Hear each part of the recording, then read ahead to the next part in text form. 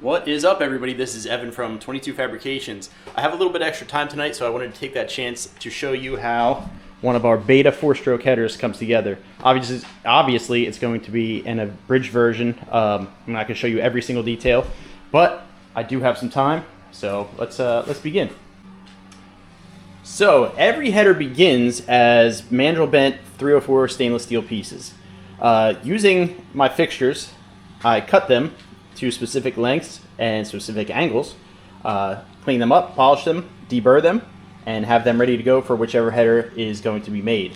All my flanges I design in-house on my PC, and I have them laser cut currently by Laser Bros. They do a great job. Pieces have been really fantastic, nice finishing. They keep all great tolerances. Then, once I have the pieces cut for whichever header I'm going to make, I use one of my fixtures. As you can see, I have different fixtures depending on which header, which design, shorty versus loop. Obviously this is the 450, which has not been in production yet, but you can see the fixture. But yeah, so once I have these pieces cut, I will bring the fixture over to my welding bench and start tacking them together. So I'll show you that. We've brought everything over to my table and got it on the fixture. So as you can see, each fixture is a little bit different depending on which header version I'm making. This one is a shorty for the 430 up to the 500 beta 4-stroke. This header uses bigger diameter than the 390 and 350, but the shorty follows a very similar route regardless. The only difference basically is the tube diameter. So yeah, as you can see, everything fits on this fixture really nice. The most important thing about a fixture or a jig is that it's repeatable. It doesn't move around if you drop it somewhere, and that it's easy to remember. I can leave this thing, or honestly any of these, I can leave them for 6 months, pick them up, and I know where everything's supposed to go. It's pretty clear. So yeah, also I've done enough of these so far that I know that this is a repeatable and useful jig because it works on all the bikes. So all right, that's enough of that. Here we go. This is ready to tack up. And once it's tacked and I know that it's not going to move, we'll take it off the fixture and back purge it and weld it. But let me show you how we get some tacking done.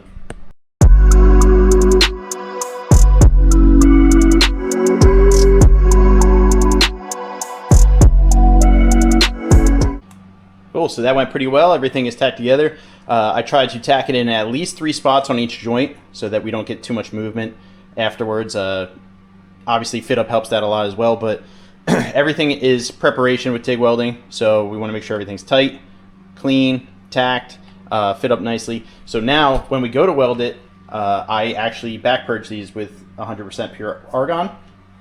What that does is it pushes all the oxygen outside of the header and doesn't allow the weld to oxidize on the inside. A lot of companies do not do that, and over time that will cause the welds to weaken. You'll get some cracking, complete failure, so we try not to have that. Obviously it's still possible, but we take every precaution and use the knowledge that I've gained over the years to hopefully stop that. So here we go. Now this is going to purge for about a minute, 2 minutes, get all the air out of there, and then we are going to get it welded. So I will show you some time lapse of that now.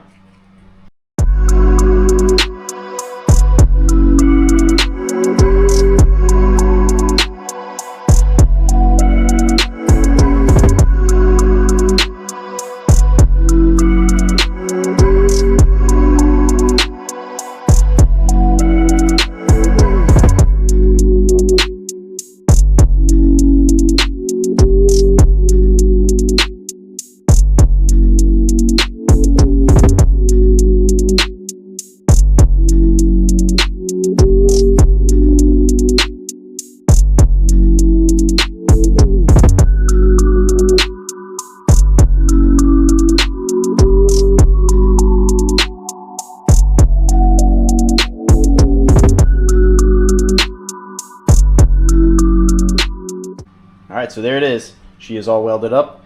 If you were paying close attention during the time lapse, you saw that the resonator got slid up over top of this weld that was previously done.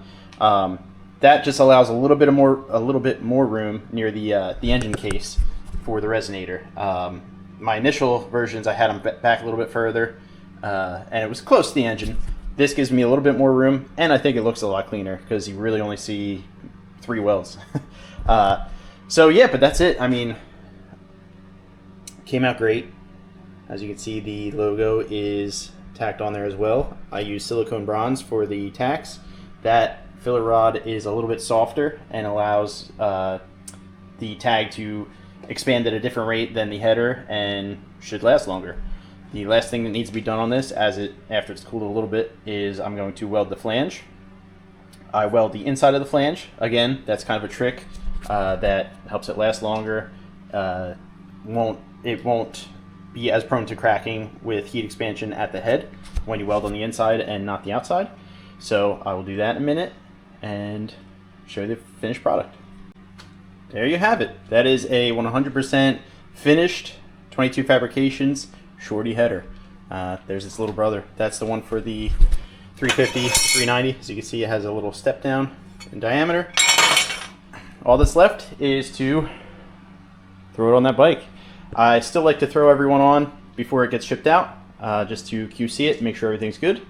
But yeah, that's it. I think I'm going to do that in another video. So let me know what you guys thought about this video. I know it was kind of an abridged version. I didn't go into too many details about everything, but I thought it was a good idea to show you guys what goes into the making one of these headers. Maybe in a future video I will talk about why I designed them the way I did, materials I used, that kind of thing, if that sounds interesting. But other than that, stay tuned. I'm going to make a video about installing one right now, so keep an eye out for that video.